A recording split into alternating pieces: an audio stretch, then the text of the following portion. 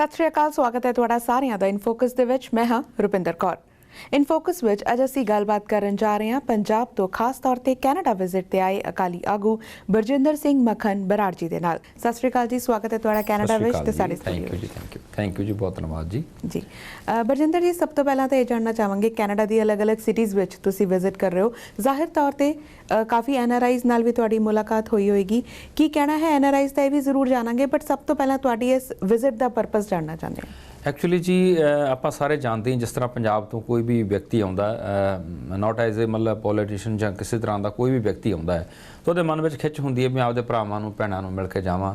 ਔਰ ਨਾਲ ਜਿਸ ਤਰ੍ਹਾਂ ਮੈਨੂੰ ਵੀ ਰੁਝੇਵਾਂ ਸੀ ਪਰਿਵਾਰਕ ਤੌਰ ਤੇ ਵੀ, ਮੇਰੇ ਪਰਿਵਾਰ ਦੇ ਵਿੱਚ ਕੋਈ ਵਿਆਹ ਸੀ ਅਗਲੀ ਜਿਸ ਤਰ੍ਹਾਂ ਮੈਂ ਅਗਲੀ ਪੀੜ੍ਹੀ ਦਾ ਕਹਿ ਲਓ ਪੰਜਾਬੀ 'ਚ, ਤਾਂ ਉਹ ਫਿਰ ਉਹਨੂੰ ਅਟੈਂਡ ਕਰਨ ਵਾਸਤੇ ਵਿਨੀਪੈਗ ਸਾਡਾ ਫੰਕਸ਼ਨ ਬਣਿਆ ਸੀ। ਉੱਥੇ ਅਸੀਂ ਹੁਣ ਹਫ਼ਤੇ ਤੱਕ ਜਾਣਾ ਜੀ। ਇੱਕ ਮੈਂ ਸਮਝਦਾ ਇੱਕ ਪਿਆਰ ਆ ਤਿਉ ਜਾਂ ਸਾਰਿਆਂ ਨੂੰ ਮਿਲਣ ਦਾ, ਉਹ ਇੱਕ ਸਭ ਤੋਂ ਵੱਡਾ ਸਾਡਾ ਜ਼ਰੀਆ ਇੱਥੇ ਆਉਣ ਦਾ ਜੀ। ਹੁਣ ਜਦੋਂ ਤੁਸੀਂ ਵੱਖ-ਵੱਖ ਸਿਟੀਜ਼ ਵਿੱਚ ਜਾ ਰਹੇ ਹੋ, ਬੇਸ਼ੱਕ ਤੁਹਾਡੇ ਪਰਿਵਾਰਕ ਰੁਝੇਵੇਂ ਵੀ ਰਹਿਣਗੇ, ਪਰ ਇੱਕ ਹੁੰਦਾ ਹੈ ਕਿ ਕਾਫੀ ਐਨਆਰਆਈਜ਼ ਮਿਲਦੇ ਨੇ, ਕਿਉਂਕਿ ਇੱਧਰ ਵੀ ਜਿਹੜੇ ਸ਼੍ਰੋਮਣੀ ਅਕਾਲੀ ਦਲ ਦੇ ਵਰਕਰਸ ਕੋ ਵਰਕਰਸ ਨੇ, ਤਾਂ ਉਹਨਾਂ ਨਾਲ ਉਹਨਾਂ ਦੀ ਜਿਹੜੀ ਮੀਟਿੰਗਸ ਅਸੀਂ ਚੱਲਦੇ ਹਾਂ ਦੇਖੀਆਂ ਐਨਆਰਆਈਜ਼ ਵਿੱਚ ਜਦੋਂ ਤੁਸੀਂ ਵਿਚਰਦੇ ਹੋ, ਕਿਸ ਤਰ੍ਹਾਂ ਦੀ ਪ੍ਰੋਬਲਮਸ ਤੁਹਾਨੂੰ ਲੱਗਦਾ ਹੈ ਕਿ ਹਜੇ ਵੀ ਐਨਆਰਆਈਜ਼ ਵਿੱਚ ਹੈਗੀਆਂ ਜੋ ਉੱਧਰ ਜਾ ਕੇ ਐਡਰੈਸ ਕਰਨੀਆਂ ਜ਼ਰੂਰੀ ਨੇ? ਹਾਂ ਬਿਲਕੁਲ, ਬਹੁਤ ਸੋਹਣਾ ਸਵਾਲ ਕੀਤਾ ਜੀ ਤੁਸੀਂ। ਐਕਚੁਅਲੀ ਸਾਡੀਆਂ ਪ੍ਰੋਬਲਮ ਵੇਖੋ ਦਿਨ ਬ ਦਿਨ ਵੱਧਦੀਆਂ ਵੀ ਜਾਂਦੀਆਂ, ਜੇ ਕੋਈ ਹੱਲ ਕਰੇ ਤਾਂ ਘਟਦੀਆਂ ਵੀ ਜਾਂਦੀਆਂ।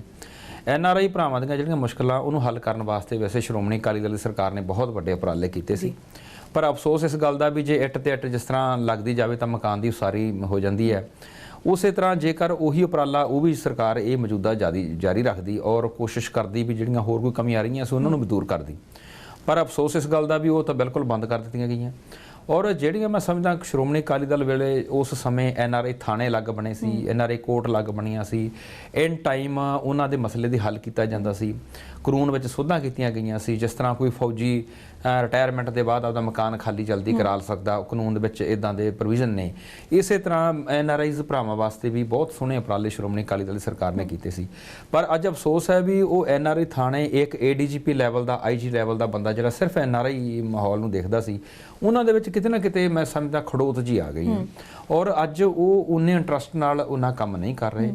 ਔਰ ਮੈਂ ਸਮਝਦਾ ਵੀ ਪ੍ਰਵਾਸੀ ਭਰਾ ਤਾਂ ਸਭ ਦੇ ਸਾਂਝੇ ਹੈ, ਚਾਹੇ ਕਿਸੇ ਦੀ ਵੀ ਸਰਕਾਰ ਬਣਦੀ ਹੈ ਪੰਜਾਬ ਦੇ ਵਿੱਚ, ਪਰ ਇਹਨਾਂ ਨੂੰ ਕਦੇ ਵੀ ਭੁਲਾਉਣਾ ਨਹੀਂ ਚਾਹੀਦਾ। ਆਫਟਰ ਆਲ ਇਹਨਾਂ ਨੇ ਇੱਥੇ ਆ ਕੇ ਬੜੀ ਮਿਹਨਤ ਕੀਤੀ ਹੈ, ਇਹਨਾਂ ਦਾ ਉੱਥੇ ਵਿਰਸਾ ਉਸੇ ਤਰ੍ਹਾਂ, ਉਹਨਾਂ ਦੀਆਂ ਜ਼ਮੀਨ ਜਾਇਦਾਦਾਂ, ਉਹਨਾਂ ਦੇ ਪਰਿਵਾਰ ਚਾਚੇ ਤਾਏ ਉੱਥੇ ਬੈਠੇ ਹੈ। ਮੈਂ ਸਮਝਦਾ ਇਹਨਾਂ ਦੇ ਮਨ ਵਿੱਚ ਜਦੋਂ ਇਹ ਜਾਂਦਾ ਵੀ ਅਸੀਂ ਆਪਦੇ ਇੰਨੇ ਸੋਹਣੇ ਮੁਲਕ ਦੇ ਵਿੱਚੋਂ ਜਿੰਦਾ ਕਿ ਬਹੁਤ ਹੀ ਡਿਸਿਪਲਿਨ, ਬੜਾ ਹੀ ਸਿਸਟਮ ਸੋਹਣਾ ਚੱਲਦਾ ਹੈ, ਇੱਥੋਂ ਅਸੀਂ ਜਦੋਂ ਉੱਥੇ ਜਾਂਦੇ ਹਾਂ ਸਾਨੂੰ ਕਿਸੇ ਤਰ੍ਹਾਂ ਦੀ ਤੰਗੀ ਨਾ ਆਵੇ। ਔਰ ਮੈਂ ਸਮਝਦਾ ਜਿਸ ਤਰ੍ਹਾਂ ਕੁੜੀਆਂ ਜਾਂਦੀਆਂ ਸੀ ਅੱਗੇ ਪਿੰਡਾਂ 'ਚ ਤੇ ਧੀਆਂ ਦਾ ਮਾਹੌਲ ਦੇ ਵਿੱਚ ਬਹਾਨੇ ਸਾਰੀਆਂ ਇੱਕ ਦੂਸਰੀਆਂ ਨੂੰ ਮਿਲਦੀਆਂ ਸੀ, ਇਸੇ ਤਰ੍ਹਾਂ ਸਾਡੇ ਐਨਆਰਆਈ ਵੀਰ ਵੀ ਇੱਕ ਫੰਕਸ਼ਨ ਅਸੀਂ ਰੰਭੇ ਸੀ ਸ਼੍ਰੋਮਣੀ ਅਕਾਲੀ ਦਲ ਸਰਕਾਰ ਨੇ, ਬਹੁਤ ਵੱਡੇ ਫੰਕਸ਼ਨ ਵੱਡੇ ਪੱਧਰ ਤੇ ਕੀਤੇ ਸੀ। ਈਵਨ ਮੈਂ ਚੰਗੀ ਤਰ੍ਹਾਂ ਇਸ ਗੱਲ ਕਰਕੇ ਕਹਿ ਸਕਦਾ ਹਾਂ ਕਿਉਂਕਿ ਮੇਰੇ ਫਾਦਰ ਸਾਹਿਬ ਜਥੇਦਾਰ ਸਰਦਾਰ ਤੋਤਾ ਸਿੰਘ ਜੀ, ਉਹਨਾਂ ਕੋਲ ਐਨਆਰਆਈ ਮਹਿਕਮਾ ਵੀ ਰਿਹਾ, ਤਾਂ ਉਸ ਸਮੇਂ ਵੀ ਅਸੀਂ ਵੇਖਦੇ ਸੀਗੇ ਕਿ ਬੜੇ ਮਤਲਬ ਨੇੜਿਓਂ ਇਹ ਦੇਖਦੇ ਸੀਗੇ ਕਿ ਸਾਡੇ ਐਨਆਰਆਈ ਭਰਾ ਸਾਰੇ ਫੰਕਸ਼ਨ ਅਟੈਂਡ ਕਰਦੇ ਸੀ, ਸਾਰੇ ਇਕੱਠੇ ਹੋ ਕੇ ਜਾਂਦੇ ਸੀ। ਖਾਸ ਕਰਕੇ ਸਾਡੇ ਮੋਗੇ ਦੇ ਇੱਥੇ ਕੈਨੇਡਾ ਦੇ ਵਿੱਚ ਬਹੁਤ ਵਸੇ ਹੋਏ ਆ, ਉਹਨਾਂ ਨੂੰ ਵੀ ਬੜਾ ਨੇੜਿਓਂ ਦੇਖਣ ਦਾ ਮੌਕਾ ਮਿਲਦਾ ਸੀ।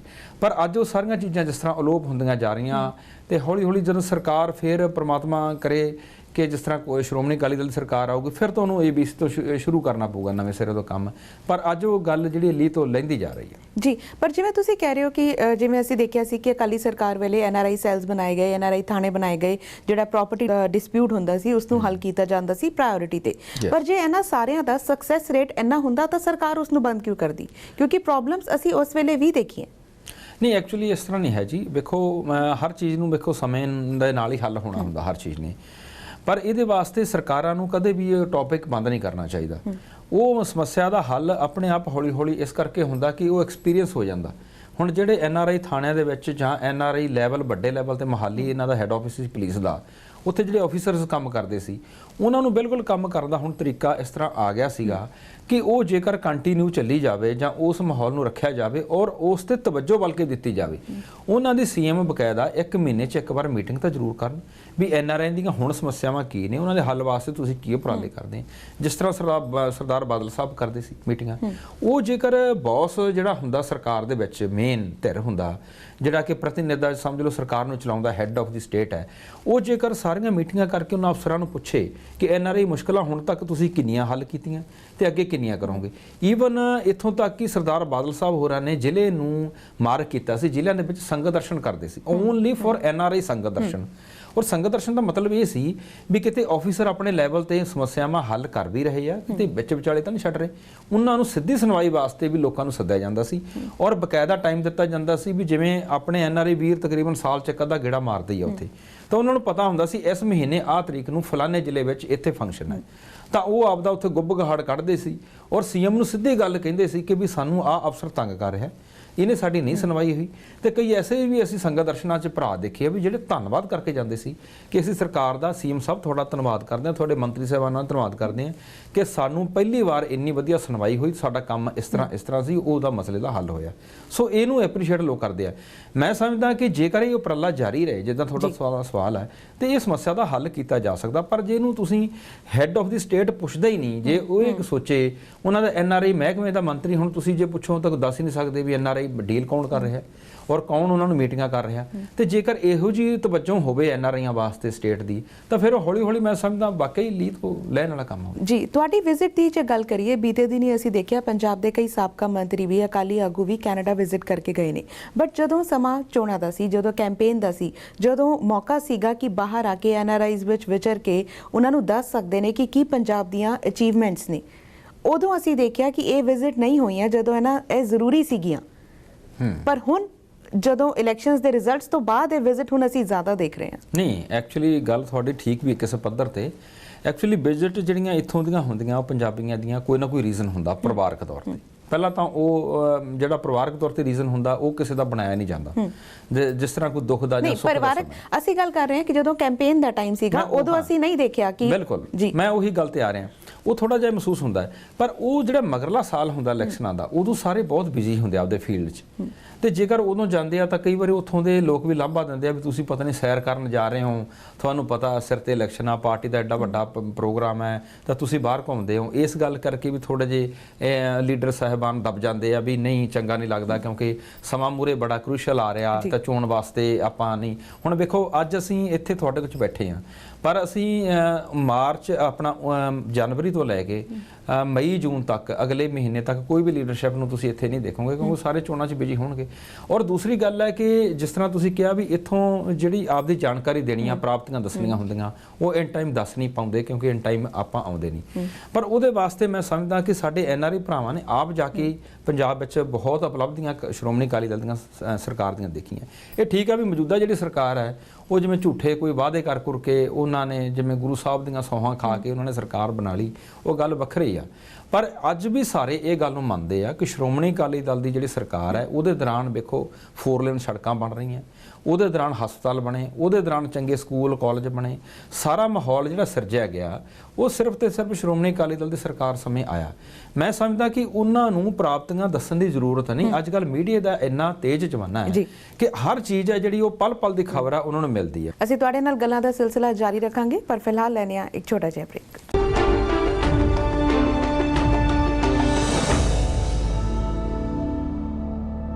ਬ੍ਰੇਕ ਤੋਂ ਬਾਅਦ ਇੱਕ ਵਾਰੀ ਫਿਰ ਤੋਂ ਤੁਹਾਡਾ ਸਵਾਗਤ ਹੈ। ਗੱਲਬਾਤ ਚੱਲ ਰਹੀ ਹੈ ਬਰਜਿੰਦਰ ਸਿੰਘ ਮੱਖਣ ਬਰਾੜ ਜੀ ਦੇ ਨਾਲ।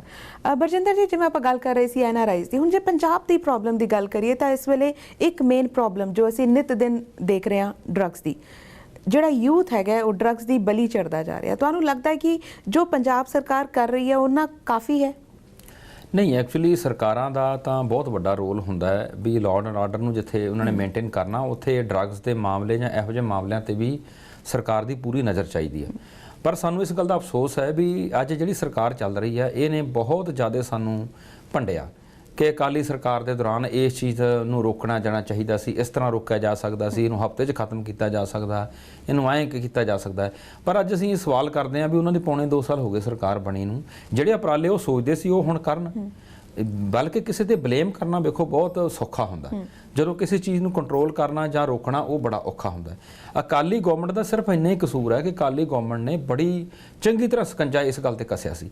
ਜਦੋਂ ਸਕੰਜਾ ਕੱਸਿਆ ਜਾਂਦਾ ਤੇ ਜਿਹੜੇ ਵੱਡੇ ਵੱਡੇ ਸਮਗਲਰ ਆ ਜਾਂ ਇਹੋ ਜਿਹੇ ਲੋਕ ਆ ਉਹਨਾਂ ਨੇ ਚੀਕਾਂ ਮਾਰਨੀਆਂ ਸ਼ੁਰੂ ਕੀਤੀਆਂ ਤੇ ਜਿਹੜੇ ਕਿ ਉਹ ਆਪਦੇ ਹੋਰਾਂ ਪਾਰਟੀਆਂ ਦੇ ਵਿੱਚ ਜਿੱਥੇ ਉਹਨਾਂ ਦੇ ਕੋਈ ਲਿੰਕ ਸੀ ਉਹਨਾਂ ਨੇ ਅਕਾਲੀ ਦਲ ਨੂੰ ਭੰਡਣਾ ਸ਼ੁਰੂ ਕੀਤਾ। ਔਰ ਉਹ ਭੰਡੀ ਪ੍ਰਚਾਰ ਦੇ ਦੌਰਾਨ ਅਸੀਂ ਕਈ ਇਹੋ ਜਿਹੇ ਲੋਕ ਉਹਨਾਂ ਦੇ ਵਿੱਚ ਵੜ ਗਏ ਵੀ ਅਸੀਂ ਵੀ ਕੋਸ਼ਿਸ਼ ਕਰਨ ਲੱਗ ਗਏ ਵੀ ਲਓ ਜੀ ਇਹ ਤਾਂ ਬਹੁਤ ਮਾੜਾ ਹੋ ਰਿਹਾ, ਸਰਕਾਰ ਤੇ ਕੰਟਰੋਲ ਨਹੀਂ ਹੋ ਰਿਹਾ। ਮੈਂ ਅੱਜ ਸਵਾਲ ਕਰਦਾ, ਭਾਵੇਂ ਮੁਗਲਾਂ ਦੀਆਂ ਸਲਤਨਤਾਂ ਰਹੀਆਂ ਹਿੰਦੁਸਤਾਨ ਦੇ ਵਿੱਚ, ਪੰਜਾਬ ਦੇ ਵਿੱਚ, ਭਾਵੇਂ ਅੰਗਰੇਜ਼ਾਂ ਦਾ ਰਾਜ ਰਿਹਾ, ਭਾਵੇਂ ਕੋਈ ਵੀ ਰਾਜ ਸੀ, 10% ਤਾਂ ਹਮੇਸ਼ਾ ਇਹੋ ਜਿਹੀ ਆਬਾਦੀ ਰਹਿੰਦੀ ਹੈ ਵੀ ਜਿਹਨੂੰ ਤੁਸੀਂ ਰੋਕ ਨਹੀਂ ਸਕਦੇ। 10% ਦੀ ਵਸੋਂ ਆ ਜਿਹੜੀ ਉਹਦੇ ਕਰਕੇ ਤੁਸੀਂ ਜੇਕਰ ਕੋਈ ਪਾਰਟੀਆਂ ਕਹੇ ਵੀ 70% ਨਸ਼ਾ ਹੋ ਗਿਆ ਜੀ, 80% ਨਸ਼ਾ ਹੋ ਗਿਆ ਜੀ, ਇਹ ਤਾਂ ਐਵੇਂ ਆਪਣੀ ਕੌਮ ਨੂੰ ਆਪਦੇ ਸੂਬੇ ਨੂੰ ਬਦਨਾਮ ਕਰਨ ਵਾਲੀ ਗੱਲ ਆ। ਜਿੰਨੀ ਮਰਜ਼ੀ ਤੁਸੀਂ ਬਦਨਾਮ ਕਰ ਲਓ। ਘਰ ਦੇ ਵਿੱਚ ਜੇ ਕੋਈ ਇਹੋ ਜਿਹਾ ਇੱਕ ਬੰਦਾ ਹੋਵੇ ਜੇ ਸ਼ਰਾਬ ਪੀਂਦਾ ਹੋਵੇ ਤਾਂ ਉਹ ਬੰਦਾ ਕਹਿੰਦਾ ਕਿ ਸਾਰਾ ਟੱਬਰ ਤਾਂ ਸ਼ਰਾਬੀ ਨਹੀਂ ਨਾ ਹੋ ਸਕਦਾ। ਤਾਂ ਮੈਂ ਤਾਂ ਇਹ ਬੇਨਤੀ ਕਰਦਾ ਕਿ ਸਰਕਾਰਾਂ ਦੇ ਇਹ ਬਹੁਤੀਆਂ ਬੱਸ ਦੀਆਂ ਗੱਲਾਂ ਨਹੀਂ ਹੁੰਦੀਆਂ। ਜੇਕਰ ਪੰਜਾਬ ਦੇ ਵਿੱਚ ਲੋਕ ਠੀਕ ਸਮਝਣ, ਜਿਵੇਂ ਕਾਲੇ ਕੱਛਾਂ ਵਾਲੇ ਅੱਗੇ ਚੋਰੀਆਂ ਕਰਨ ਆਉਂਦੇ ਹੁੰਦੇ ਸੀ ਪਿੰਡਾਂ ਦੇ ਵਿੱਚ, ਤਾਂ ਉਹਨਾਂ ਨੂੰ ਪੰਜਾਬ ਦੀ ਪੁਲਿਸ ਨਹੀਂ ਰੋਕ ਸਕੀ ਸੀ, ਉਹਨਾਂ ਨੂੰ ਲੋਕਾਂ ਨੇ ਰੋਕਿਆ, ਠੀਕਰੀ ਪਹਿਰੇ ਲਾ ਰੋਕਿਆ। ਅੱਜ ਵੀ ਸਾਨੂੰ ਜ਼ਰੂਰਤ ਆ ਵੀ ਉੱਥੇ ਕਮੇਟੀਆਂ, ਉੱਥੇ ਬਕਾਇਦਾ ਗਰੁੱਪ ਬਣਨ ਪਿੰਡਾਂ ਦੇ ਵਿੱਚ ਔਰ ਨਿਸ਼ਾਨਦੇਹੀ ਕਰਨ ਵੀ ਆਪਣੇ ਪਿੰਡ ਦੇ ਵਿੱਚ ਕੋਈ ਡਰੱਗ ਦਾ ਜੇ ਕੋਈ ਕੰਮ ਕਰਦਾ ਜਾਂ ਕੋਈ ਖਾਂਦਾ ਹੈ ਤਾਂ ਉਸ ਪਰਿਵਾਰ ਤੇ ਕਨਸੈਂਟਰੇਟ ਕਰਨ, ਬਜਾਏ ਕਿ ਸਾਰੇ ਪਿੰਡ ਨੂੰ ਨਿੰਦੀ ਜਾਣ ਵੀ ਇੱਥੇ ਤਾਂ ਬੜੀ ਡਰੱਗ ਚੱਲਦੀ ਹੈ ਜੀ, ਇੱਥੇ ਐਂ ਚੱਲਦੀ। ਉਹਨਾਂ ਨੂੰ ਮਾਰ ਕਰਕੇ ਉਹਦੇ ਵਿੱਚ ਪੰਚਾਇਤ ਜ਼ਿੰਮੇਵਾਰੀ ਲਵੇ, ਸਰਕਾਰ ਵੀ ਉਸ ਪੱਧਰ ਦੀ ਜ਼ਿੰਮੇਵਾਰੀ ਲਵੇ ਜਿੱਥੇ ਕਿ ਸਰਕਾਰ ਦਾ ਰੋਲ ਆ, ਔਰ ਉੱਥੇ ਉਸ ਨੂੰ ਨੱਥ ਪਾਈ ਜਾ ਸਕਦੀ ਹੈ। ਔਰ ਜੇਕਰ ਆਪਾਂ ਕਾਲੇ ਕੱਛਿਆਂ ਵਾਲਿਆਂ ਨੂੰ ਰੋਕਣ ਵਾਸਤੇ ਠੀਕਰੀ ਪਹਿਰੇ ਲਾ ਸਕਦੇ ਹਾਂ ਤੇ ਕੀ ਹੁਣ ਨਹੀਂ ਅਸੀਂ ਆ ਡਰੱਗ ਨੂੰ ਰੋਕਣ ਵਾਸਤੇ ਠੀਕਰੀ ਪਹਿਰੇ ਲਾ ਸਕਦੇ? ਹਾਂ, ਸਰਕਾਰ ਦਾ ਯੋਗਦਾਨ ਬਿਲਕੁਲ ਚਾਹੀਦਾ। ਅੱਜ ਜਿਹੜੀ ਸਰਕਾਰ ਦਾਅਵੇ ਕਰਦੀ ਸੀ, ਹੁਣ ਸਰਕਾਰ ਪਤਾ ਨਹੀਂ ਕਿਉਂ ਸੁੱਤੀ ਪਈ ਹੈ। ਸਰਕਾਰ ਕਮੇਟੀਆਂ ਬਣਾਵੇ, ਆਪਦੀ ਰਹਿਨਮਾਈ ਥੱਲੇ ਕਮੇਟੀਆਂ ਬਣਾਵੇ, ਉਹਨਾਂ ਦੇ ਵੀਡੀਓਜ਼ ਨੇ, ਉਹਨਾਂ ਦੇ ਵੱਡੇ ਵੱਡੇ ਅਫਸਰ ਬੈਠੇ ਆ, ਡੀਸੀ ਲੈਵਲ ਦੇ ਜ਼ਿਲ੍ਹੇ 'ਚ ਅਫਸਰ ਬੈਠੇ ਆ, ਉਹਨਾਂ ਤੋਂ ਰਿਪੋਰਟ ਲਵੇ ਵੀ ਕਿਹੜੇ ਕਿਹੜੇ ਪਿੰਡ ਕਮੇਟੀਆਂ ਬਣ ਗਈਆਂ, ਕਿਹੜੇ ਕਿਹੜੇ ਪਿੰਡ ਨਹੀਂ ਕਮੇਟੀਆਂ ਬਣੀਆਂ। ਇਹ ਜਿਹੜਾ ਪੰਜਾਬ ਦਾ ਮਸਲਾ ਹੈ, ਸਾਡੇ ਪ੍ਰਧਾਨ ਸਾਹਿਬ ਵੀ ਕਹਿੰਦੇ ਹੁੰਦੇ ਆ ਵੀ ਇਹ ਕੋਈ ਅਕਾਲੀ ਦਲ ਜਾਂ ਕਿਸੇ ਦਾ ਏਜੰਡਾ ਜਾਂ ਕਾਂਗਰਸ ਦਾ ਏਜੰਡਾ ਨਹੀਂ ਹੋਣਾ ਚਾਹੀਦਾ, ਇਹ ਸਾਂਝਾ ਸਾਡਾ ਏਜੰਡਾ ਹੋਣਾ ਚਾਹੀਦਾ। ਸਾਰੀਆਂ ਪਾਰਟੀਆਂ ਨੂੰ ਇੱਕ ਪਲੇਟਫਾਰਮ ਤੇ ਇਕੱਠੇ ਹੋ ਕੇ ਉਹ ਮਸਲੇ ਦੇ ਹੱਲ ਵਾਸਤੇ ਇਹ ਜ਼ੋਰ ਲਾਉਣਾ ਚਾਹੀਦਾ। ਜੀ ਬਿਲਕੁਲ, ਅਸੀਂ ਵੀ ਮੰਨਦੇ ਹਾਂ ਸਾਂਝਾ ਏਜੰਡਾ ਹੋਣਾ ਚਾਹੀਦਾ ਤੇ ਜੇ ਲੋਕ ਇਕਜੁੱਟ ਹੋ ਜਾਣ ਤਾਂ ਉਸ ਪ੍ਰੋਬਲਮ ਦਾ ਸੋਲੂਸ਼ਨ ਜ਼ਰੂਰ ਕੱਢਿਆ ਜਾ ਸਕਦਾ ਹੈ। ਪਰ ਹੁਣ ਜਿਹੜਾ ਸਰਕਾਰ ਵੱਲੋਂ ਡੋਪ ਟੈਸਟ ਕਰਾਏ ਜਾ ਰਹੇ ਹਨ, ਹਰ ਕਿਸੇ ਨੂੰ ਉਸ ਦੇ ਵਿੱਚ ਲਿਆ ਜਾ ਰਿਹਾ ਹੈ ਕਿ ਹਰ ਬੰਦੇ ਦਾ ਡੋਪ ਟੈਸਟ ਹੋਣਾ ਚਾਹੀਦਾ ਜੋ ਸਰਕਾਰੀ ਅਦਾਰਿਆਂ ਵਿੱਚ ਇਨਵੋਲਵ ਹੈਗੇ ਨੇ, ਉਸ ਨੂੰ ਤੁਸੀਂ ਕਿਵੇਂ ਦੇਖਦੇ ਹੋ? ਅਸਲ 'ਚ ਮੇਰੇ ਫਾਦਰ ਸਾਹਿਬ ਸਰਦਾਰ ਜਥੇਦਾਰ ਤੋਤਾ ਸਿੰਘ ਜੀ ਹੋਰਾਂ ਨੇ ਬਹੁਤ ਸਾਲ ਪਹਿਲਾਂ ਇਹ ਗੱਲ ਉਠਾਈ ਸੀ। ਹਾਂਜੀ, ਬਈ ਇਹ ਡੋਪ ਟੈਸਟ ਹੋਣਾ ਚਾਹੀਦਾ, ਸਾਡੇ ਪੋਲੀਟੀਕਲ ਲੀਡਰਾਂ ਦਾ ਵੀ ਡੋਪ ਟੈਸਟ ਹੋਣਾ ਚਾਹੀਦਾ। ਜਿਹੜਾ ਬੰਦਾ ਅਸੈਂਬਲੀ ਦੀ ਚੋਣ ਲੜਦਾ, ਇਨਕਮ ਟੈਕਸ ਦੀਆਂ ਰਿਟਰਨਾਂ ਸਭ ਕੁਝ ਉਹਨੂੰ ਦੱਸਣੀਆਂ ਪੈਂਦੀਆਂ, ਇਹ ਦੱਸਣਾ ਪੈਂਦਾ ਵੀ ਮੇਰੇ ਵਾਈਫ ਦੇ ਨਾਂ ਤੇ ਕੀ ਪ੍ਰਾਪਰਟੀ ਹੈ, ਮੇਰੇ ਨਾਂ ਤੇ ਕੀ ਪ੍ਰਾਪਰਟੀ ਹੈ। ਤੇ ਜਦੋਂ ਉਹ ਚੋਣ ਲੜਦਾ ਉਹਦਾ ਡੋਪ ਟੈਸਟ ਕਿਉਂ ਨਹੀਂ ਹੋਣਾ ਚਾਹੀਦਾ? ਉਹ ਵੀ ਹੋਣਾ ਚਾਹੀਦਾ। ਜੇ ਇੱਕ ਖਿਡਾਰੀ ਦਾ ਡੋਪ ਟੈਸਟ ਹੁੰਦਾ, ਕਿ ਰਾਜਨੀਤਿਕ ਬੰਦੇ ਦਾ ਵੀ ਡੋਪ ਟੈਸਟ ਹੋਣਾ ਚਾਹੀਦਾ। ਮੇਰਾ ਖਿਆਲ ਆ ਵੀ ਅਸੀਂ ਕਿਸੇ ਤੇ ਲਾ ਕੇ ਨਹੀਂ ਗੱਲ ਕਰਦੇ। ਜੇ ਡੋਪ ਟੈਸਟ ਕਰਾ ਲਓ, ਇੱਕ ਪਾਸੇ ਅਕਾਲੀ ਦਲ ਦੇ ਬੰਦੇ ਖੜਾ ਲਓ, ਇੱਕ ਪਾਸੇ ਕਾਂਗਰਸ ਦੇ ਖੜਾ ਲਓ, 80% ਕਾਂਗਰਸ ਵਾਲੇ ਦਾ ਜਿਹੜਾ ਪੋਜ਼ਿਟਿਵ ਆਊਗਾ। ਔਰ ਮੈਂ ਸਮਝਦਾ ਇਹ ਇਸ ਗੱਲ ਕਰਕੇ ਆ ਕਿ ਪਹਿਲਾਂ ਆਪਦੀ ਪੀੜ੍ਹੀ ਥੱਲੇ ਸੋਟਾ ਮਾਰਨ ਦੀ ਜ਼ਰੂਰਤ ਹੈ। ਜੇ ਕੋਈ ਬੰਦਾ ਆਪਦੇ ਘਰੇ ਸ਼ਰਾਬ ਦਾ ਸੇਵਨ ਕਰਦਾ ਤਾਂ ਉਹ ਕਿਸੇ ਨੂੰ ਕਿਵੇਂ ਕਹਿ ਦੂਗਾ ਵੀ ਬਈ ਸ਼ਰਾਬ ਭਾਈ ਪੀਣੀ ਮਾੜੀ ਗੱਲ ਆ, ਨਹੀਂ ਪੀਣੀ ਚਾਹੀਦੀ? ਪਹਿਲਾਂ ਉਹਨੂੰ ਆਪਦਾ ਜੀਵਨ ਸੁਧਾਰਨਾ ਪਊਗਾ, ਫਿਰ ਉਹ ਕਿਸੇ ਨੂੰ ਸਲਾਹ ਦੇ ਸਕਦਾ। ਤੇ ਅੱਜ ਡੋਪ ਟੈਸਟ ਜਿਹੜੀ ਪ੍ਰਣਾਲੀ ਹੈ ਇਹ ਉਹਦੇ ਵਾਸਤੇ ਠੀਕ ਹੈ ਕਿ ਜਦੋਂ ਤੁਰੰਤ ਮੈਦਾਨ ਵਿੱਚ ਉਤਰਨਾ ਹੈ ਉਸੇ ਵੇਲੇ ਡੋਪ ਟੈਸਟ ਹੋਵੇ ਤੇ ਰਾਜਨੀਤਿਕ ਬੰਦੇ ਨੂੰ ਉਹਦੀ ਕਲੀਨ ਚਿੱਟ ਜੇਕਰ ਡੋਪ ਟੈਸਟ ਦੀ ਮਿਲਦੀ ਆ ਤਾਂ ਹੀ ਉਹ ਨੋਮੀਨੇਸ਼ਨ ਭਰ ਸਕੇ, ਨਹੀਂ ਉਹਨੂੰ ਬਾਹਰ ਕਰ ਦਿੱਤਾ ਜਾਵੇ। ਇਹ ਹੋਣਾ ਚਾਹੀਦਾ ਜੀ। ਜੇ ਤੁਹਾਡੇ ਜ਼ਿਲ੍ਹੇ ਦੀ ਗੱਲ ਕਰੀਏ ਤਾਂ ਮੋਗਾ ਜ਼ਿਲ੍ਹਾ ਇਸ ਵੇਲੇ ਡਰੱਗਸ ਨੂੰ ਲੈ ਕੇ ਜਾਂ ਫਿਰ ਕਹੀਏ ਕਿ ਕੰਟਰੋਵਰਸ਼ੀਅਲ ਐਸਐਸਪੀ ਨੂੰ ਲੈ ਕੇ ਕਾਫੀ ਚਰਚਾ ਵਿੱਚ ਰਿਹਾ। ਆਪਣੇ ਜ਼ਿਲ੍ਹੇ ਵਿੱਚ ਡਰੱਗਸ ਦੀ ਇੰਨੀ ਜਿਹੜੀ ਮਾਤਰਾ ਤੁਸੀਂ ਵੱਧਦੀ ਹੋਈ ਦੇਖ ਰਹੇ ਹੋ, ਤੁਹਾਨੂੰ ਕੀ ਲੱਗਦਾ ਕੀ ਸੋਲੂਸ਼ਨ ਹੈਗਾ ਉਸ ਜ਼ਿਲ੍ਹੇ ਲਈ? ਐਕਚੁਅਲੀ ਜੀ ਸਾਡੇ ਜ਼ਿਲ੍ਹੇ ਨੂੰ ਬਦਨਾਮ ਹੀ ਕੀਤਾ ਜਾਂਦਾ। ਵੈਸੇ ਤਾਂ ਮੋਗੇ ਦੇ ਜ਼ਿਲ੍ਹੇ ਦੇ ਵਿੱਚ ਕੋਈ ਐ ਨਹੀਂ ਕੋਈ ਸਪੈਸ਼ਲ ਉੱਥੇ ਕੋਈ ਉਹੋ ਜਿਹੇ ਵਿਅਕਤੀ ਵੱਸਦੇ ਆ ਵੀ ਜਿਹੜਾ ਉਹ ਉਸ ਤਰ੍ਹਾਂ ਦੇ ਸੇਵਨ ਕਰਦੇ ਆ। ਮੈਂ ਤਾਂ ਇਹ ਬੇਨਤੀ ਕਰਦਾ ਕਿ ਵੇਖੋ 3.5 ਕਰੋੜ ਦੀ ਆਬਾਦੀ ਆ ਸਾਰੇ ਪੰਜਾਬ ਦੀ, ਉਹਨਾਂ ਦੇ ਵਿੱਚੋਂ ਕਰੋੜ ਦੇ ਉੱਪਰ ਅੰਮ੍ਰਿਤਧਾਰੀ ਲੋਕ ਹੋਣਗੇ ਜਿਹੜੇ ਨਸ਼ਾ ਨਹੀਂ ਕਰਦੇ। ਫਿਰ ਉਹਦੇ ਵਿੱਚ ਘੱਟੋ ਘੱਟ 70-80 ਲੱਖ ਬੀਬੀਆਂ ਹੋਣਗੀਆਂ ਜਿਹੜੀਆਂ ਬੀਬੀਆਂ ਆਪਾਂ ਇਹ ਨਹੀਂ ਕਹਿ ਸਕਦੇ ਵੀ ਚਿੱਟਾ ਖਾਂਦੀਆਂ ਜਾਂ ਉਹ ਕਰਦੀਆਂ। ਜੇ ਟੋਟਲ ਸਾਰੀ ਆਬਾਦੀ ਨੂੰ ਘਟਾ ਲਿਆ ਜਾਵੇ ਫਿਰ ਕੋਈ ਇਹੋ ਜਿਹੇ ਸਹੀ ਮਹਾਂਪੁਰਸ਼ ਮਹਾਂਪੁਰਸ਼ ਵੀ ਹੈ, ਸੰਤ ਮਹਾਂਪੁਰਸ਼ ਨੇ, ਤੇ ਜਿਨ੍ਹਾਂ ਨੂੰ ਮੈਂ ਕਹਿੰਦਾ ਕੋਈ ਟਕਸਾਲ ਨਾਲ ਤਾਲੁਕ ਹੈ, ਕੋਈ ਕਿਸੇ ਸੰਸਥਾ ਨਾਲ ਤਾਲੁਕ ਹੈ, ਕੋਈ ਨਾਨਕਸਰ ਸਾਹਿਬ ਦੇ ਤਾਲੁਕ ਹੈ, ਕਿਸੇ ਤਰ੍ਹਾਂ ਦਾ ਕੋਈ ਤਾਲੁਕ ਹੈ, ਉਹ ਲੋਕ ਜਿਹੜੇ ਆ ਸੇਵਨ ਨਹੀਂ ਕਰਦੇ। ਔਰ ਜੇਕਰ ਇਹ ਸਾਰੀ ਟੋਟਲ ਜੇ ਆਪਾਂ ਵੇਖਿਆ ਜਾਵੇ 3.5 ਕਰੋੜ ਦੇ ਵਿੱਚੋਂ ਮੇਰਾ ਖਿਆਲ ਮੁੱਠੀ ਭਰ ਇਹੋ ਜਿਹੇ ਲੋਕ ਵੱਜ ਜਾਂਦੇ ਆ ਜਿਹੜੇ ਕਿ ਜਾਂ ਤਾਂ ਸ਼ਰਾਬ ਪੀਂਦੇ ਹੋਣਗੇ ਜਾਂ ਜਿਹੜੇ ਕੋਈ ਹੋਰ ਤਰ੍ਹਾਂ ਦਾ ਨਸ਼ਾ ਕਰਦੇ ਹੋਣਗੇ, ਪਰ ਸਾਰੇ ਪੰਜਾਬ ਨੂੰ ਨਿੰਦਣਾ ਬਹੁਤ ਮਾੜੀ ਗੱਲ ਹੈ। ਤੇ ਇਹਦੇ ਕੰਟਰੋਲ ਵਾਸਤੇ ਜਿਹੜੇ ਕੋਈ ਸਰਕਾਰ ਉਪਰਾਲੇ ਕਰਦੀ ਹੈ ਜਾਂ ਸੰਤ ਮਹਾਂਪੁਰਸ਼ ਉਪਰਾਲੇ ਕਰਦੇ ਆ, ਉਹ ਸ਼ਲਾਘਾਯੋਗ ਹੋਣੇ ਚਾਹੀਦੇ ਆ, ਬਲਕਿ ਸਰਕਾਰ ਦੇ ਪੱਧਰ ਤੇ ਉਹਨਾਂ ਦਾ ਵਧੀਆ ਰੋਲ ਹੋਣਾ ਚਾਹੀਦਾ। ਜਿੱਥੇ ਤੱਕ ਸਾਡੇ ਮੋਗੇ ਜ਼ਿਲ੍ਹੇ ਦੀ ਗੱਲ ਹੈ, ਮੇਰੇ ਫਾਦਰ ਸਾਹਿਬ ਹੋਰਾਂ ਨੇ ਸਾਡੇ 4 ਹਲਕੇ, ਬਹੁਤ ਛੋਟਾ ਜਿਹਾ ਜ਼ਿਲ੍ਹਾ, ਉੱਥੇ ਉਹਨਾਂ ਨੇ ਸਾਰੇ ਪਿੰਡਾਂ ਵਿੱਚ ਕਮੇਟੀਆਂ ਬਣਾਉਣੀਆਂ ਸ਼ੁਰੂ ਕੀਤੀਆਂ ਹੋਈਆਂ, ਅੱਜ ਦੀਆਂ ਨਹੀਂ ਬੜੇ ਸਾਲਾਂ ਤੋਂ, ਔਰ ਬਹੁਤ ਪਿੰਡਾਂ 'ਚ ਬਣੀਆਂ। 350 ਪਿੰਡ ਟੋਟਲ ਮੋਗੇ ਜ਼ਿਲ੍ਹੇ ਦਾ, ਔਰ ਤਕਰੀਬਨ ਜੇ ਅੱਜ ਕਹਿ ਦਈਏ 150-200 ਪਿੰਡਾਂ ਵਿੱਚ ਕਮੇਟੀਆਂ ਇਸ ਪੱਧਰ ਦੀਆਂ ਬਣੀਆਂ ਹੋਈਆਂ। ਮੈਂ ਰਾਊਕੇ ਕਲਾਂ ਬਹੁਤ ਵੱਡਾ ਪਿੰਡ ਆ, ਉਹਦੀ ਉਦਾਹਰਨ ਦੇ ਸਕਦਾ। ਉਹਨਾਂ ਨੂੰ ਐਪਰੀਸ਼ੀਏਟ ਕੀਤਾ, ਪ੍ਰਸ਼ੰਸਾ ਪੱਤਰ ਡੀਸੀ ਨੇ ਵੀ ਦਿੱਤਾ, ਐਸਐਸਪੀ ਨੇ ਵੀ ਦਿੱਤਾ ਸਾਡੀ ਸਰਕਾਰ ਦੌਰਾਨ। ਮੈਂ ਅੱਜ ਦੀ ਗੱਲ ਨਹੀਂ ਕਰਦਾ, 2-3 ਸਾਲ ਪੁਰਾਣੀ ਗੱਲ ਕਰਦਾ, ਕਿ ਉਹਨਾਂ ਨੇ ਆਪਦੇ ਬਿਲਕੁਲ ਪਿੰਡ ਦੇ ਵਿੱਚ ਡਰੱਗ ਖਤਮ ਕਰਨ ਵਾਸਤੇ ਔਰ ਨਸ਼ੇ ਖਤਮ ਕਰਨ ਵਾਸਤੇ, ਜਿਹੜੇ 1-2 ਉਹਨਾਂ ਦੇ ਨੌਜਵਾਨ ਕੋਈ ਨਸ਼ਾ ਕਰਦੇ ਸੀ, ਕੋਈ ਜ਼ਮੀਨ ਵੇਚੀ ਜਾਂਦਾ ਸੀ, ਕੁਛ ਕਰੀ ਜਾਂਦਾ ਸੀ, ਉਹਨਾਂ ਨੂੰ ਹਸਪਤਾਲ ਐਡਮਿਟ ਕਰਾਇਆ, ਉਹਨਾਂ ਦਾ ਇਲਾਜ ਕਰਾਇਆ, ਉਹਨਾਂ ਨੂੰ ਸਹੀ ਰਾਹ ਪਾਇਆ। ਇਹੋ ਜਿਹੀਆਂ ਕਮੇਟੀਆਂ ਬਣਾ ਕੇ ਐਪਰੀਸ਼ੀਏਟ ਕਰਨ ਵਾਲੀ ਗੱਲ ਆ। ਮੋਗਾ ਅਗਾਂਹ ਵਧੂ ਸੂਬਾ ਜ਼ਿਲ੍ਹਾ ਹੈ, ਔਰ ਮੋਗੇ ਦੇ ਵਿੱਚ ਇਹ ਨਹੀਂ ਕਿ ਆਪਾਂ ਕਿਸੇ ਨੂੰ ਬਦਨਾਮ ਕਰੀਏ ਵੀ ਲਓ ਜੀ ਇੱਥੇ ਪਤਾ ਨਹੀਂ ਸਮਗਲਰ ਵੱਸਦੇ ਆ ਜਾਂ ਨਸ਼ਾ ਖਾਣ ਵਾਲੇ ਵੱਸਦੇ, ਜਾਂ ਮੈਂ ਸਮਝਦਾ ਮੋਗੇ ਜ਼ਿਲ੍ਹੇ ਦੇ ਵਿੱਚ ਵੱਡੇ ਮਹਾਂਪੁਰਸ਼ ਵੀ ਬਹੁਤ ਹੋਏ ਆ, ਉਹਨਾਂ ਦਾ ਕਿਉਂ ਨਹੀਂ ਨਾਂ ਲਿਆ ਜਾਂਦਾ। ਔਰ ਉੱਥੇ ਬਹੁਤ ਵੱਡੇ ਸਥਾਨ ਨੇ। ਹੁਣ ਦੀਨਾ ਸਾਹਿਬ ਕਾਂਗੜ, ਜਿੱਥੇ ਗੁਰੂ ਗੋਬਿੰਦ ਸਿੰਘ ਪਾਤਸ਼ਾਹ ਆਪ ਰਹੇ ਆ ਕੇ, ਜਿੱਥੇ ਜਫਰਨਾਮਾ ਲਿਖਿਆ ਉਹ ਵੀ ਤਾਂ ਮੋਗੇ 'ਚ ਹੀ ਪੈਂਦਾ। ਬੜਾ ਕੁਝ ਉਦਾਹਰਨ ਦਿੱਤਾ ਜਾ ਸਕਦਾ ਮੋਗੇ ਦੀਆਂ, ਲੇਕਿਨ ਕਈ ਵਾਰੀ ਆਪਣੇ ਤੇ ਦਿਮਾਗ 'ਚ ਰੀਲ ਚੜ ਜਾਂਦੀ ਹੈ ਵੀ ਆਹ ਚੀਜ਼ ਨੂੰ ਲੈ ਕੇ ਕਿਸੇ ਨੂੰ ਨਿੰਦਿਆ ਜਾਵੇ ਜਾਂ ਆਹ ਚੀਜ਼ ਨੂੰ ਲੈ ਕੇ ਕਿਸੇ ਨੂੰ ਸਲਾਹਿਆ ਜਾਵੇ। ਮੈਂ ਚਾਹੁੰਦਾ ਵੀ ਉਸ ਚੀਜ਼ ਦਾ ਬੈਲੈਂਸ ਚਾਹੀਦਾ। ਜੇ ਕੋਈ ਮਾੜਾ ਕੋਈ ਤੱਤ ਆ ਉਹਨੂੰ ਕੱਢਿਆ ਵੀ ਜਾ ਸਕਦਾ, ਪਰ ਕਿਸੇ ਦੀ ਬਦਨਾਮੀ ਨਹੀਂ ਕਰਨੀ ਚਾਹੀਦੀ। ਜੀ ਬਿਲਕੁਲ, ਗੱਲਾਂ ਇਸੇ ਤਰ੍ਹਾਂ ਜਾਰੀ ਰੱਖਾਂਗੇ ਤੇ ਜਾਣਾਂਗੇ ਕਿ ਹੁਣ ਅਗਲੀਆਂ ਚੋਣਾਂ ਲਈ ਕੀ ਕੁਝ ਕੀਤਾ ਜਾ ਰਿਹਾ ਹੈ ਤੁਹਾਡੀ ਪਾਰਟੀ ਵੱਲੋਂ, ਪਰ ਇੱਕ ਛੋਟੇ ਜਿਹੇ ਬ੍ਰੇਕ ਤੋਂ ਬਾਅਦ।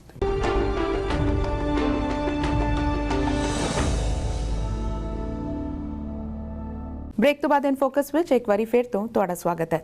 ਬਰਜਿੰਦਰ ਜੀ, ਜਿਵੇਂ ਆਪਾਂ ਗੱਲ ਕਰ ਰਹੇ ਹਾਂ ਹੁਣ ਪੰਜਾਬ ਦੀ, ਹੁਣ ਪੰਜਾਬ ਵਿੱਚ ਫਿਰ ਤੋਂ ਚੋਣਾਂ ਹੋਣ ਜਾ ਰਹੀਆਂ, ਕਿ ਤੁਹਾਡੀ ਪਾਰਟੀ ਦਾ ਹੁਣ ਕੀ ਏਜੰਡਾ ਰਹਿਣ ਵਾਲਾ ਹੈ? ਕਿਉਂਕਿ ਹੁਣ ਇਹ ਵੀ ਸੁਣਨ 'ਚ ਆ ਰਿਹਾ ਜਿਵੇਂ ਕਿ ਦੋਵੇਂ ਲੋਕ ਸਭਾ ਤੇ ਵਿਧਾਨ ਸਭਾ ਦੀਆਂ ਵੋਟਾਂ ਇਕੱਠੀਆਂ ਵੀ ਪੈ ਸਕਦੀਆਂ। ਇਹ ਆਪਣੇ ਆਪ ਵਿੱਚ ਇੱਕ ਚਰਚਾ ਦਾ ਵਿਸ਼ਾ ਬਣਿਆ ਹੋਇਆ ਹੈ। ਇਹ ਬਹੁਤ ਵਧੀਆ ਜੀ ਇਹ ਸਵਾਲ ਹੈ, ਕਿਉਂਕਿ ਜੇ ਸਾਰੇ ਹੀ ਮੁਲਕ ਦਾ ਬਹੁਤ ਭਲਾ ਹੈ ਜੇਕਰ ਵਿਧਾਨ ਸਭਾ ਤੇ ਲੋਕ ਸਭਾ ਇਕੱਠੀਆਂ ਹੋਣ। ਕਿਉਂਕਿ ਹਿੰਦੁਸਤਾਨ ਦੇ PM ਸ਼੍ਰੀ ਨਰਿੰਦਰ ਮੋਦੀ ਜੀ ਨੇ ਇਹ ਵੀ ਗੱਲ ਕਹੀ ਸੀਗੀ ਕਿ ਜੇਕਰ ਜਿਹੜੇ ਅਫਸਰ ਆ ਸਾਰੇ IAS ਉਹ ਬਿਜੀ ਹੋ ਜਾਂਦੇ ਆ, ਉਹਨਾਂ ਨੂੰ ਆਬਜ਼ਰਵਰ ਲਾਉਣਾ ਪੈਂਦਾ ਅਲੱਗ ਸਟੇਟ 'ਚ, ਫਿਰ ਇਹਦੀਆਂ ਫੋਰਸਿਸ ਆ ਉਹ ਘੁੰਮੀ ਜਾਂਦੀਆਂ ਬਾਰ-ਬਾਰ। ਇੰਨਾ ਕੁ ਜ਼ਿਆਦਾ ਸਟੇਟ ਦਾ ਖਰਚਾ ਹੁੰਦਾ, ਮੁਲਕ ਦਾ ਖਰਚਾ ਹੁੰਦਾ ਵੀ ਬਹੁਤ ਵੱਡਾ ਬਜਟ ਉੱਤੇ ਲੱਗਦਾ। ਜੇਕਰ ਇਹ ਐਟ ਏ ਟਾਈਮ ਇੱਕੇ ਟਾਈਮ ਦੋਹੇ ਵੋਟਾਂ ਪੈਣ ਤਾਂ ਇਹਦੇ 'ਚ ਇੰਨੀ ਕੁ ਲਾਭਦਾਇਕ ਗੱਲ ਹੈ ਮੁਲਕ ਲਈ ਕਿ ਕਿਉਂਕਿ ਮੁਲਕ ਇੰਨਾ ਜ਼ਿਆਦਾ ਅਮੀਰ ਨਹੀਂ, ਉਹਦੇ ਵਾਸਤੇ ਖਰਚਾ ਬਚਾਉਣਾ ਬੜਾ ਜ਼ਰੂਰੀ ਹੈ। ਤਾਂ ਉਸ ਮੁਲਕ ਵਾਸਤੇ ਮੈਂ ਸਮਝਦਾ ਇਕੱਠੀਆਂ ਵਿਧਾਨ ਸਭਾ ਤੇ ਲੋਕ ਸਭਾ ਹੋਣ, ਜਿਸ ਤਰ੍ਹਾਂ ਭਾਰਤ ਸਰਕਾਰ ਉਪਰਾਲਾ ਕਰ ਰਹੀ ਹੈ ਆਉਣ ਵਾਲੇ ਦਿਨਾਂ 'ਚ, ਹੋ ਸਕਦਾ ਇਹ ਸਿਰੇ ਲੱਗ ਜੇ ਗੱਲ ਤਾਂ ਕੋਈ ਮਾੜੀ ਗੱਲ ਨਹੀਂ। ਤੇ ਮੈਂ ਸਮਝਦਾ ਸਾਰੇ ਮੁਲਕ ਦਾ ਇਹਦੇ ਵਿੱਚ ਬਹੁਤ ਵੱਡਾ ਭਲਾ, ਇਸ ਕਰਕੇ ਚਰਚਾ ਦਾ ਵਿਸ਼ਾ ਬਣਿਆ ਹੋਇਆ ਜੀ। ਤੁਹਾਡੀ ਪਾਰਟੀ ਦਾ ਹੁਣ ਕੀ ਏਜੰਡਾ ਰਹਿਣ ਵਾਲਾ ਹੈ? ਸਾਡਾ ਪਾਰਟੀ ਦਾ ਜੀ ਮੇਨ, ਜਿਵੇਂ ਲੋਕ ਸਭਾ ਦੀ ਚੋਣ ਹੈ, ਸਾਨੂੰ ਉਮੀਦ ਹੈ ਵੀ ਜਨਵਰੀ ਜਾਂ ਫਰਵਰੀ ਦੇ ਵਿੱਚ ਕੋਡ ਆਫ ਕੰਡਕਟ ਲੱਗ ਜਾਣਾ। ਔਰ ਸਾਰੇ ਮੁਲਕ ਵਿੱਚ, ਮੁਲਕ ਬਹੁਤ ਵੱਡਾ ਹੈ, ਹੌਲੀ ਹੌਲੀ ਚੋਣਾਂ ਹੋਣਗੀਆਂ, ਤਕਰੀਬਨ ਮਈ ਜੂਨ ਤੱਕ ਚੋਣਾਂ ਚੱਲਣਗੀਆਂ। ਤੇ ਸਾਡੀ ਜਿਹੜੀ ਪਾਰਟੀ ਦਾ ਮੁੱਖ ਏਜੰਡਾ ਹੈ, ਅਸੀਂ ਜਿਸ ਤਰ੍ਹਾਂ ਹੁਣ ਧੰਨਵਾਦ ਕਰਦੇ ਹਾਂ ਪ੍ਰਧਾਨ ਮੰਤਰੀ ਸਾਹਿਬ ਦਾ ਕਿ ਪਹਿਲਾਂ ਜਿਹੜੀਆਂ ਸਰਕਾਰਾਂ ਬਣੀਆਂ ਕੇਂਦਰ 'ਚ ਸਾਰੇ ਮਖੌਲ ਹੀ ਕਰਦੇ ਰਹੇ ਕਿਸਾਨਾਂ ਨੂੰ। ਕਿਸੇ ਨੇ 10 ਰੁਪਏ ਝੋਨੇ ਦਾ ਰੇਟ ਵਧਾਇਆ, ਕਿਸੇ ਨੇ 20, ਕਿਸੇ ਨੇ 30 ਰੁਪਏ ਵਧਾਇਆ। ਮੈਂ ਸਮਝਦਾ ਇੱਕੋ ਇੱਕ ਅਕਾਲੀ ਦਲ ਦੀ ਨਾਲ ਭਾਈਵਾਲ ਸਰਕਾਰ ਹੈ ਭਾਜਪਾ, ਜਿਨ੍ਹਾਂ ਨੇ ਹੁਣ 200 ਰੁਪਏ ਇਕੱਠਾ ਹੀ ਵਧਾਇਆ। ਔਰ ਉਹਨਾਂ ਨੇ ਇਹ ਵੀ ਐਲਾਨ ਕੀਤਾ ਵੀ 2022 ਤੱਕ ਕਿਸਾਨਾਂ ਦੀ ਆਮਦਨ ਦੁੱਗਣੀ ਕਰ ਦੇਣੀ ਆ। ਮੰਨ ਲਓ ਵੀ 1500 ਰੁਪਏ ਕੁਆਂਟਲ ਜੇ ਝੋਨਾ ਵਿਕਦਾ ਸੀ ਤਾਂ 3000 ਰੁਪਏ ਕੁਆਂਟਲ ਇੱਕਦਮ ਹੋ ਜਾਣਾ। ਕਿੱਡੀ ਵੱਡੀ ਉਪਲਬਧੀ ਹੈ ਕਿਸਾਨਾਂ ਵਾਸਤੇ, ਇਹ ਬਹੁਤ ਵੱਡਾ ਉਪਰਾਲਾ। ਇਹ ਤਾਂ ਅਸੀਂ ਇਲੈਕਸ਼ਨਾਂ ਦੇ ਵਿੱਚ ਏਜੰਡਾ ਇਹ ਬਣਾਵਾਂਗੇ, ਲੈ ਕੇ ਜਾਵਾਂਗੇ। ਇਹ ਸਾਡੀ ਮੰਗ ਰਹੂਗੀ ਵੀ 2022 ਚ ਬਿਲਕੁਲ ਜੀ ਡਬਲ ਹੋਣੀ ਚਾਹੀਦੀ ਹੈ। ਤੇ ਸਾਨੂੰ ਭਰੋਸਾ ਵੀ ਹੈ ਜੇ 200 ਰੁਪਏ ਵਧਾਤਾ ਤੇ ਹੁਣ ਉਹ ਵੀ ਵਧਾਉਣਗੇ, ਇਹ 'ਚ ਕੋਈ ਦੋ ਰਿਆ ਨਹੀਂ। ਇਹ ਇੱਕੋ ਹੀ ਸਰਕਾਰ ਹੈ ਜਿਹੜੀ ਕਿਸਾਨ ਪੱਖੀ ਸਰਕਾਰ, ਅਸੀਂ ਮੰਨਦੇ ਹਾਂ। ਦੂਸਰੀ ਗੱਲ ਹੈ ਕਿ ਸਾਡੇ ਏਜੰਡੇ ਵਿੱਚ ਜਿਸ ਤਰ੍ਹਾਂ ਸਕੂਲ ਕਾਲਜ ਪਹਿਲਾਂ ਵੀ ਸੀ, ਹੁਣ ਵੀ ਅਸੀਂ ਆਪਦੇ ਏਜੰਡੇ ਵਿੱਚ ਲੈ ਕੇ ਆਵਾਂਗੇ। ਔਰ ਸਭ ਤੋਂ ਵੱਡੀ ਗੱਲ ਹੈ ਕਿ ਏਮਜ਼ ਜਿਵੇਂ ਵੱਡਾ ਹਸਪਤਾਲ ਬਠਿੰਡੇ ਵਿੱਚ ਅਨਾਉਂਸ ਕੀਤਾ ਸੀ, ਪੰਜਾਬ ਸਰਕਾਰ ਦੇ ਵਿੱਚ ਕੋਈ ਦੇਣ ਨਹੀਂ। ਅੱਜ ਵੀ ਪੰਜਾਬ ਸਰਕਾਰ ਆਪਦੇ ਵੱਲੋਂ ਇਹ ਕੋਸ਼ਿਸ਼ ਨਹੀਂ ਕਰ ਰਹੀ ਵੀ ਜਿਹੜੀਆਂ ਦਿੱਕਤਾਂ ਹਿੰਦੁਸਤਾਨ ਦੀ ਸਰਕਾਰ ਨੂੰ, ਭਾਰਤ ਸਰਕਾਰ ਨੂੰ ਆ ਰਹੀਆਂ ਉਹਨਾਂ ਨੂੰ ਅਸੀਂ ਪੂਰੀਆਂ ਕਰਕੇ ਉੱਥੇ ਏਮਜ਼ ਇਨ ਟਾਈਮ ਬਣਵਾਈਏ, ਕੋਸ਼ਿਸ਼ ਨਹੀਂ ਕਰ ਰਹੀ। ਸਾਡੇ ਕੇਂਦਰੀ ਮੰਤਰੀ ਬੀਬੀ ਹਰਸਿਮਰਤ ਕੌਰ ਬਾਦਲ ਜੀ ਨੇ ਬਾਰ-ਬਾਰ ਕਹਿਣ ਤੇ, ਪੰਜਾਬ ਸਰਕਾਰ ਨੂੰ ਬਾਰ-ਬਾਰ ਜਗਾਉਣ ਤੇ ਵੀ ਸਰਕਾਰ ਜਾਗੀ ਨਹੀਂ। ਉਹਨਾਂ ਨੂੰ ਇਹ ਨਹੀਂ ਪਤਾ ਵੀ ਬਠਿੰਡਾ ਇੱਕ ਇਹੋ ਜਿਹਾ ਏਰੀਆ ਵੀ ਜੇਕਰ ਇੱਥੇ ਐਡਾ ਵੱਡਾ ਪੀਜੀਆਈ ਤੋਂ ਵੀ ਵੱਡਾ ਹਸਪਤਾਲ ਆ ਜਾਊਗਾ ਤਾਂ ਲੋਕਾਂ ਨੂੰ ਕਿੱਡੀ ਵੱਡੀ ਰਾਹਤ ਹੋਊਗੀ। ਮੈਂ ਸਮਝਦਾ ਬਜਾਏ ਇੱਟ ਤੇ ਇੱਟ ਲਾਉਣ ਦੇ ਇਹ ਸਰਕਾਰਾਂ ਕਿਉਂ ਵਿਵਾਦ ਵਿੱਚ ਪੈ ਜਾਂਦੀਆਂ। ਏਡੀਆਂ ਵੱਡੀਆਂ ਮੈਂ ਸਮਝਦਾ ਬੱਸਾਂ ਇਕੱਠੀਆਂ ਕਰਕੇ ਉੱਥੇ ਖੜਾਈਆਂ ਹੋਈਆਂ ਦਰਬਾਰ ਸਾਹਿਬ ਜਿਹੜੀਆਂ ਅੰਮ੍ਰਿਤਸਰ ਵਿੱਚ ਘੁੰਮਣ ਵਾਸਤੇ ਲੋਕਾਂ ਦੇ ਪੁਰਾਣੀ ਸਰਕਾਰ ਨੇ ਚਲਾਈਆਂ ਸੀ, ਖਰੀਦੀਆਂ ਸੀ, ਵੀ ਤੁਸੀਂ ਜੇ ਇਨਕੁਆਰੀਆਂ ਕਰਨੀਆਂ ਜੀ ਸਦਕੇ ਕਰ ਲਓ, ਪਰ ਬੱਸਾਂ ਦਾ ਚੱਲਣ ਦਿਓ, ਉਹਨਾਂ ਨੂੰ ਕਿਉਂ ਰੋਕਿਆ ਹੋਇਆ? ਇਵੇਂ ਹਸਪਤਾਲ ਦਾ ਕੰਮ ਕਿਉਂ ਰੋਕਿਆ? ਇਹ ਸਾਡਾ ਮੇਨ ਏਜੰਡੇ ਤੇ ਸਾਰੀਆਂ ਚੀਜ਼ਾਂ ਰਹਿਣਗੀਆਂ। ਜੀ, ਯੂਥ ਅਕਾਲੀ ਦਲ ਦੀ ਜੇ ਗੱਲ ਕਰੀਏ, ਅਸੀਂ ਦੇਖ ਰਹੇ ਹਾਂ ਕਿ ਯੂਥ ਅਕਾਲੀ ਦਲ ਬੀਤੇ ਕੁਝ ਸਾਲਾਂ ਤੋਂ ਕਾਫੀ ਸਰਗਰਮ ਹੈ, ਬਿਕੋਜ਼ ਡੈਫੀਨੇਟਲੀ ਇੱਕ ਅੱਗੇ ਜਨਰੇਸ਼ਨ ਵੀ ਉਸ ਨੂੰ ਲੈਗੇਸੀ ਨੂੰ ਅੱਗੇ ਤੋੜਦੀ ਹੈ। ਯੂਥ ਅਕਾਲੀ ਦਲ ਦੀਆਂ ਕੁਝ ਇਸ ਤਰ੍ਹਾਂ ਦੀਆਂ ਹੁਣ ਅਸੀਂ ਦੇਖਾਂਗੇ ਕਿ ਕੁਝ ਬਣਾਈਆਂ ਗਈਆਂ ਕੁਝ ਮੈਂਬਰਸ ਜੋ ਬਾਹਰ, ਜਿਵੇਂ ਪਹਿਲੇ ਤੁਸੀਂ ਕਿਹਾ ਕਿ ਰੁਝੇਵਿਆਂ ਕਾਰਨ ਨਹੀਂ ਆ ਸਕੇ ਇਲੈਕਸ਼ਨ ਦੌਰਾਨ, ਅਬਰੋਡ ਕੰਟਰੀਜ਼ ਵਿਜ਼ਿਟ ਨਹੀਂ ਕਰ ਸਕੇ ਅਕਾਲੀ ਦਲ ਦੇ ਨੁਮਾਇੰਦੇ, ਕਿ ਹੁਣ ਇਹ ਤੁਸੀਂ ਜ਼ਿੰਮੇਵਾਰੀ ਲਗਾਓਗੇ ਕਿ ਕੁਝ ਮੈਂਬਰਸ ਜਾਂ ਕੁਝ ਕਮੇਟੀਆਂ ਬਣਾ ਕੇ ਜਾਂ ਕੁਝ ਗਰੁੱਪਸ ਬਣਾ ਕੇ ਜਾਂ ਯੂਥ ਅਕਾਲੀ ਦਲ ਬਾਹਰ ਦੀਆਂ ਕੰਟਰੀਜ਼ ਵਿੱਚ ਆ ਕੇ ਇਹ ਸਾਰੇ ਪੂਰੇ ਏਜੰਡਾ ਦੀ ਗੱਲ ਕਰ ਸਕੇ? ਹਾਂ ਬਿਲਕੁਲ ਜੀ, ਕਿਉਂਕਿ ਸਮਾਂ ਪਹਿਲਾਂ ਇਹੋ ਜਿਹਾ ਵੀ ਸੀ, ਅਸੀਂ ਕੋਈ ਇਹ ਨਹੀਂ ਵੀ ਕੋਈ ਤੁਹਾਡੇ ਕੋਲ ਹੈਗਾ ਝੂਠ ਮਾਰਦੇ ਆ, ਸਾਡੇ ਕੋਈ ਇੱਥੇ ਬਹੁਤੀ ਗੱਲ ਸੁਣਨ ਨੂੰ ਤਿਆਰ ਵੀ ਨਹੀਂ ਸੀਗਾ। ਕਾਰਨ ਕੀ, NRIਆਂ ਦੇ ਆਪਣੇ ਖਿਆਲਾਤ ਸੀਗੇ, ਪਰ ਹੌਲੀ ਹੌਲੀ ਉਹਨਾਂ ਨੂੰ ਇਹ ਗੱਲ ਪਤਾ ਲੱਗ ਗਈ ਵੀ ਨਹੀਂ, ਅਕਾਲੀ ਦਲ ਦਾ ਏਜੰਡਾ ਬਿਲਕੁਲ ਸਹੀ ਸੀਗਾ, ਅਸੀਂ ਗਲਤ ਸੋਚਦੇ ਰਹੇ। ਤੇ ਮੈਂ ਸਮਝਦਾ ਵੀ ਮਜ਼ਾ ਤਾਂ ਹੀ ਆਉਂਦਾ ਜੇ ਗੱਲ ਸੁਣਾਉਣ ਵਾਲੇ ਨੂੰ, ਜੇ ਬੰਦਾ ਸੁਣਨ ਵਾਲਾ ਵੀ ਤਿਆਰ ਹੋਵੇ। ਤੇ ਮੈਂ ਸਮਝਦਾ ਹੁਣ ਅਸੀਂ ਜਿਹੜੀਆਂ ਕਮੇਟੀਆਂ ਬਣਾਵਾਂਗੇ, ਸਰਦਾਰ ਸੁਖਬੀਰ ਸਿੰਘ ਬਾਦਲ ਸਾਹਿਬ ਦੀ ਪ੍ਰਧਾਨਗੀ ਥੱਲੇ ਅਸੀਂ ਕਮੇਟੀਆਂ ਜਿਹੜੀਆਂ ਤਿਆਰ ਕਰਾਂਗੇ, ਉਹਨਾਂ ਨੂੰ ਜਿਵੇਂ ਨਾਰਥ ਅਮਰੀਕਾ ਸਾਰੇ ਏਰੀਆ ਦੇ ਵਿੱਚ ਅਲੱਗ-ਅਲੱਗ ਜ਼ਿੰਮੇਵਾਰੀਆਂ ਲਾਵਾਂਗੇ, ਅਲੱਗ-ਅਲੱਗ ਸੂਬਿਆਂ ਵਿੱਚ ਜਾਣ ਵਾਸਤੇ ਜ਼ਿੰਮੇਵਾਰੀਆਂ ਲਾਵਾਂਗੇ, ਔਰ ਯੂਥ ਅਕਾਲੀ ਦਲ ਦੇ ਖਾਸ ਕਰਕੇ ਉਹਨਾਂ ਨੌਜਵਾਨਾਂ ਦੀ ਜ਼ਰੂਰ ਅਸੀਂ ਡਿਊਟੀ ਲਾਵਾਂਗੇ ਜਿਨ੍ਹਾਂ ਨੂੰ ਪੂਰਨ ਗਿਆਨ ਵੀ ਹੈ ਔਰ ਪੰਜਾਬ ਦੇ ਨਾਲ ਜੁੜੇ ਹੋਏ ਆ, ਜਿਨ੍ਹਾਂ ਨੇ 8ਵੀਂ 10ਵੀਂ ਸਕੂਲ ਪੰਜਾਬ ਦੇ ਤੱਪੜਾਂ ਦੇ ਬਹਿ ਕੇ ਪੜ੍ਹੇ ਆ, ਜਿਵੇਂ ਅਸੀਂ ਵੀ ਪੜ੍ਹੇ ਆ, ਔਰ ਚੰਗੇ ਕਾਲਜਾਂ 'ਚ ਵੀ ਸਾਨੂੰ ਪੜ੍ਹਨ ਦਾ ਮੌਕਾ ਮਿਲਿਆ, ਪਰ ਅਸੀਂ ਫਿਰ ਵੀ ਡੀਪਲੀ ਪੰਜਾਬ ਦੇ ਰਿਮੋਟ ਏਰੀਆ ਵਿੱਚ ਰਹਿਣ ਵਾਲੇ ਲੋਕ ਆ, ਤੇ ਉੱਥੋਂ ਦੇ ਜਿਨ੍ਹਾਂ ਦਾ ਜੀਵਨ ਹੈ, ਜਿਨ੍ਹਾਂ ਨੇ ਉਹ ਸਾਰੀਆਂ ਚੀਜ਼ਾਂ ਦੇ ਤਨ ਤੇ ਹੰਢਾਈਆਂ, ਔਰ ਪੰਜਾਬ ਦਾ ਬਿਹਤਰ ਮੈਂ ਸਮਝਦਾ ਹਾਲ ਚਾਲ ਸਾਂਝਾ ਕੈਨੇਡਾ ਦੇ ਪ੍ਰਵਾਸੀਆਂ ਭਰਾਵਾਂ ਨਾਲ ਕਰ ਸਕਦੇ ਆ, ਉਹੋ ਜਿਹੇ ਸੱਜਣਾਂ ਦੀ ਜ਼ਰੂਰ ਡਿਊਟੀ ਲਾਵਾਂਗੇ। ਜੀ, ਸਿਆਸਤ ਤੋਂ ਹਟ ਕੇ ਹੁਣ ਥੋੜਾ ਤੁਹਾਡੇ ਬਾਰੇ ਗੱਲ ਕਰਨਾ ਚਾਹਾਂਗੇ। ਤੁਸੀਂ ਲਿਖਣ ਦਾ ਸ਼ੌਂਕ ਰੱਖਦੇ ਹੋ, ਹਾਲ ਹੀ ਵਿੱਚ ਕੁਝ ਨਵਾਂ ਤੁਹਾਡੇ ਵੱਲੋਂ ਕੁਝ? ਹਾਂਜੀ, ਮੈਂ ਐਕਚੁਅਲੀ ਪਹਿਲਾਂ ਮੈਂ 2-3 ਕਿਤਾਬਾਂ ਲਿਖੀਆਂ ਸੀਗੀਆਂ, ਤੇ ਮੇਰਾ ਇੱਕ ਨਾਵਲ ਵੀ ਬੜਾ ਫੇਮਸ ਹੋਇਆ ਸੀਗਾ ਜਿਹੜਾ ਕਿ 1947 ਤੇ ਲਿਖਿਆ ਸੀਗਾ। ਮੇਰਾ ਟੌਪਿਕ ਸੀਗਾ, ਕਿਉਂਕਿ ਸਾਡਾ ਧਰਮਕੋਟ ਹਲਕਾ ਹੈ ਮੋਗੇ ਜ਼ਿਲ੍ਹੇ ਦੇ ਵਿੱਚ, ਔਰ ਮੋਗਾ ਹਲਕਾ ਹੈ, ਔਰ ਉਹਦੇ ਏਰੀਆ ਦੇ ਵਿੱਚ ਸਾਡੇ ਮੁਸਲਮਾਨ ਭਰਾ ਉਦੋਂ ਵੱਸਦੇ ਸੀ 1947 ਤੋਂ ਪਹਿਲਾਂ। ਫਿਰ ਜਦੋਂ ਆਜ਼ਾਦ ਹੋ ਗਿਆ ਮੁਲਕ, ਉਹ ਚਲੇ ਗਏ ਆਪਦੇ ਮੁਲਕ ਨੂੰ, ਤਾਂ ਫਿਰ ਉਹ ਆਪਦਾ ਸਾਰੇ ਪਿੰਡ ਸੁੰਨੇ ਕਰ ਗਏ, ਤਾਂ ਉਹਨਾਂ ਦੇ ਅੱਜ ਵੀ ਨਾਮਾਂ ਤੇ ਪਿੰਡ ਨੇ, ਕੋਟ ਮੁਹੰਮਦ ਖਾਂ, ਕੋਟ ਈਸੇ ਖਾਂ, ਇਹੋ ਜਿਹੇ ਨਾਮ ਨੇ।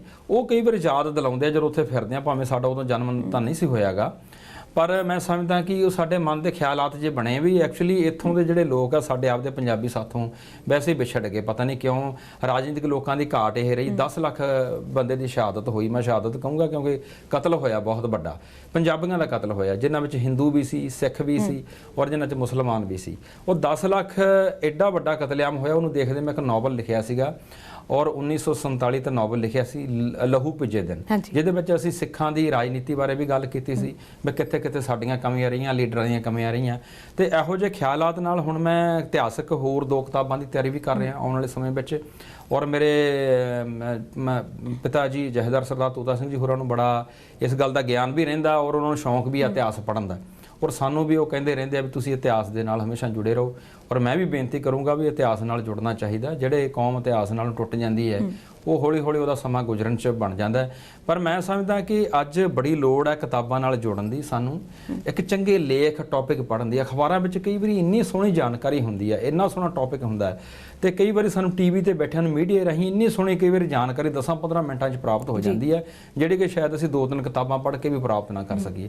ਤਾਂ ਸਾਨੂੰ ਅੱਜ ਬਹੁਤ ਚੰਗੀ ਤਰ੍ਹਾਂ ਡੀਪਲੀ ਗਿਆਨ ਨਾਲ ਜੁੜਨ ਦੀ ਜ਼ਰੂਰਤ ਆ, ਸਾਡੀਆਂ ਪੀੜ੍ਹੀਆਂ ਨੂੰ ਜੁੜਨ ਦੀ ਜ਼ਰੂਰਤ ਆ। ਭਾਵੇਂ ਕੈਨੇਡਾ 'ਚ ਅਸੀਂ ਵਸਦੇ ਹਾਂ, ਭਾਵੇਂ ਇੰਗਲਿਸ਼ 'ਚ ਬੱਚੇ ਪੜ੍ਹਦੇ ਆ, ਸਾਡਾ ਇਤਿਹਾਸ ਪੜ੍ਹਨ ਦਿਓ, ਉਹਨੂੰ ਰੋਕੋ ਨਾ। ਜੀ, ਬਰਜਿੰਦਰ ਜੀ, ਤੁਹਾਡਾ ਬਿਜ਼ੀ ਵਿਜ਼ਿਟ ਚੱਲ ਰਿਹਾ, ਪਰ ਫਿਰ ਵੀ ਸਮਾਂ ਕੱਢ ਕੇ ਤੁਸੀਂ ਸਾਡੇ ਸਟੂਡੀਓ ਵਿੱਚ ਆਏ, ਤੁਹਾਡਾ ਬਹੁਤ-ਬਹੁਤ ਧੰਨਵਾਦ।